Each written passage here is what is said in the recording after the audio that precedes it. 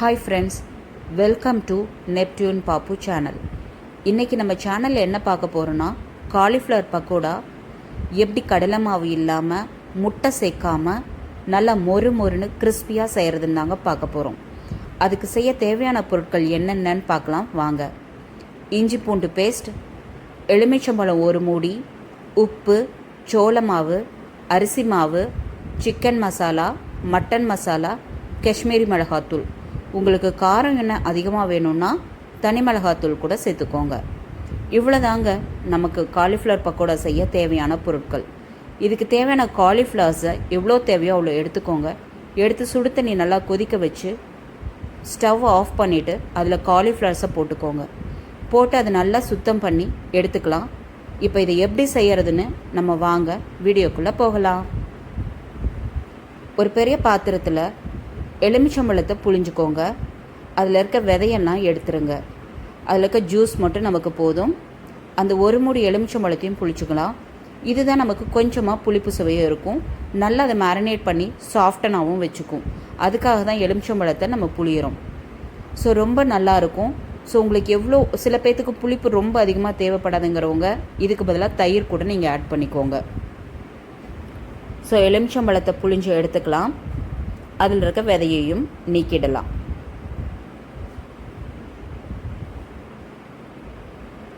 இப்போது நம்ம சுத்தம் பண்ணி வச்சுருக்கோம் இல்லையா காலிஃப்ளவர்ஸை, அதை போட்டுக்கலாம். அதை போட்டு எலுமிச்சம்பழ ஜூஸ் கூடயே நல்லா கிளறிக்கலாம். எல்லா பூக்கள்லையும் அந்த ஜூஸ் படுற மாதிரி பொறுமையாக மெதுவாக கிளறிக்கோங்க. அப்போ தான் எல்லா பூக்களும் ரொம்ப சாஃப்டாக இருக்கும் மேரினேட் ஆகும்போது. ஏன்னா இதை நம்ம ஊற வைக்க போகிறதில்ல, உடனேவே பொரிக்கலாம். அந்தளவுக்கு நல்லா கிறிஸ்பியாக வருங்க. இந்த ஸ்டெப்ஸை எதையுமே ஸ்கிப் பண்ணாமல் நீங்களும் செஞ்சு பாருங்கள். ஸோ நல்லா கலந்து கொடுங்க. அதுக்கப்புறம் அதுக்கு தேவையான உப்பு. இந்த உப்பு போட்ட உடனேயும் எல்லா பூக்கள்லேயும் பரவுற மாதிரி இதையும் நல்லா கலந்து கொடுங்க. இந்த பக்கோடா செய்கிறதுல ரொம்ப ரொம்ப முக்கியமான விஷயம் என்னென்னா, ஒவ்வொரு பொருட்களை நம்ம இதில் ஆட் பண்ணும் போதும் அது எல்லா பூக்கள்லேயும் படுற மாதிரி நல்லா கலந்து கொடுக்கணும்.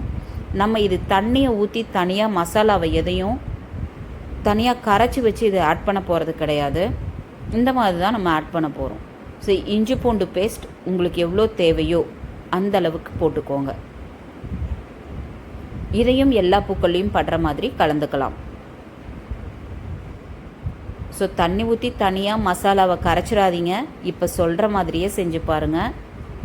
சூப்பராக இருக்கும். செஞ்சு பாருங்கள். சிக்கன் மசாலா தூள் உங்களுக்கு காரத்துக்கு தேவையும் அந்த மசாலாவுக்கு தேவையும் உங்களுக்கு எவ்வளோ விருப்பம் இருக்கோ அந்த அளவுக்கு சேர்த்துக்கோங்க. இது குழந்தைங்க கூட சாப்பிடலாம். அந்த அளவுக்கு காரம் கம்மியாக தான் இருக்கும். அந்த மாதிரி தான் இன்றைக்கி நம்ம அளவுகளை எடுத்திருக்கோம். இப்போ நம்ம சிக்கன் மசாலா, மட்டன் மசாலாவை சேர்த்துட்டோம். நல்லா கலந்து கொடுத்துக்கலாம். எல்லா பூக்கள்லையும் இந்த மசாலா ஒட்டுற மாதிரி. ஸோ இது ரொம்ப காரம் இருக்காது இந்த மசாலா. இந்த மசாலாவோட ரெசிபி எப்படி வேணும் அப்படின்னு கேட்டிங்கன்னா கமெண்ட் பண்ணுங்கள். இந்த ரெசிபியும் கூடிய சீக்கிரத்தில் உங்களுக்கு அப்லோட் பண்ணுறேன். நான் இன்றைக்கி சேர்த்துக்கிறது காஷ்மீரி மிளகாத்தூள் தான் நாங்கள் சேர்க்குறோம். இதுலேயே கலரும் கொடுக்கும். ஸோ காரமும் கம்மியாக இருக்கும். குழந்தைங்க கூட சாப்பிடலாம். ஸோ தனி மிளகாத்தூள் வேணுங்கிறவங்க தனி மிளகாத்தூள் கூட சேர்த்துக்கலாம்.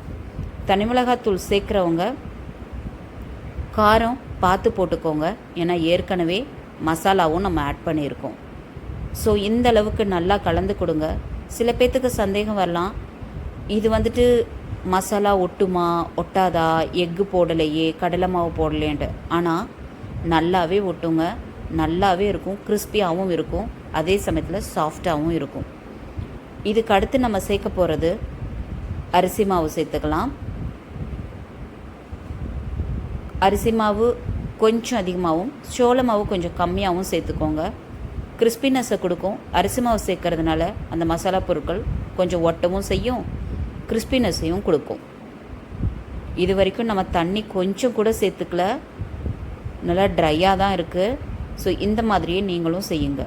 தண்ணி தேவைப்பட்டால் பின்னால் கடைசியாக நம்ம தெளிப்போம். அதுவும் லைட்டாக தான் தெளிக்க போகிறோம். அதனால் தண்ணி எதுவும் சேர்க்காமல் இதே மாதிரியே நீங்கள் நல்லா கலந்து கொடுங்க, எல்லா பூக்கள்லேயும் படுற மாதிரி.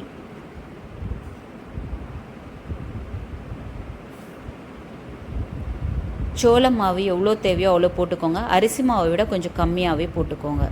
இது நல்ல கிறிஸ்பினஸை கொடுக்கும். ரொம்ப அதிகமாக போட்டிங்க அப்படின்னா நம்மளால் கடிக்க முடியாத அளவுக்கு கிறிஸ்பினஸ் ஆகிடும். அதனால் பார்த்து கம்மியாக சேர்த்துக்கோங்க. ஏன்னா அரிசி மாவும் இதில் சேர்த்துருக்கோம். அதனால் கரெக்டாக பார்த்து சேர்த்துக்கோங்க. இதையும் நல்லா கலந்து கொடுங்க, எல்லா பூக்கள்லையும் இந்த மசாலாக்கள் படுற மாதிரி.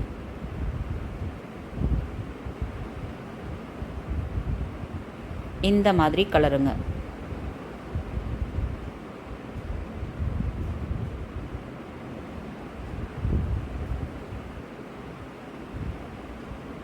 ஆல்மோஸ்ட் நம்ம மசாலா எல்லாமே ரெடி ஆகிடுச்சு. இப்போ பாருங்கள், இப்போ தான் நம்ம லைட்டாக தண்ணியை தெளிக்கிறோம்.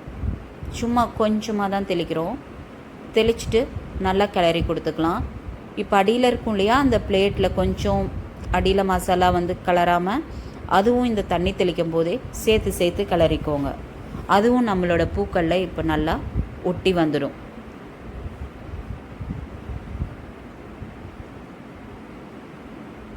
ஸோ அடியில் இருக்க மசாலா பூக்களில் ஒட்டுற மாதிரி இந்த மாதிரி கொஞ்சம் தேய்ச்சி கொடுத்து நம்ம கிளறிக்கலாம். அதுக்குன்னு ரொம்ப அழுத்தி பசியாதீங்க, பூக்கள் உடையிற மாதிரி லைட்டாக நீங்கள் பண்ணாவே வந்துடும். அவ்வளோதாங்க நம்ம தண்ணி தெளிச்சது. இதுக்கு மேலே நம்ம தண்ணி யூஸ் பண்ண வேண்டாம், போதும்.